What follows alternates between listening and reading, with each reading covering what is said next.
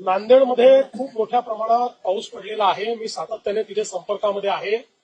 विशेषतः जी काही वरच्या भागातले धरणं आहेत त्या धरणांमधलं पाणी अधिक वेगानं सुटल्यामुळे खूप मोठ्या प्रमाणात त्या भागामध्ये पाणी शिरलेलं आहे. आपला संपर्क त्या ठिकाणी आहे. आता धरणाचं पाणीही आपण रेग्युलेट करायला लावलंय. बाजूच्या राज्यांशी आपण चर्चा केलेली आहे.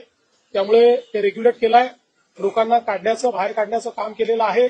एनडीआरएफ त्या ठिकाणी होतीच, पण जो काही पाण्याचा वेग होता तो पाहता आपण लष्कराला देखील त्या ठिकाणी पाचारण केलेलं आहे.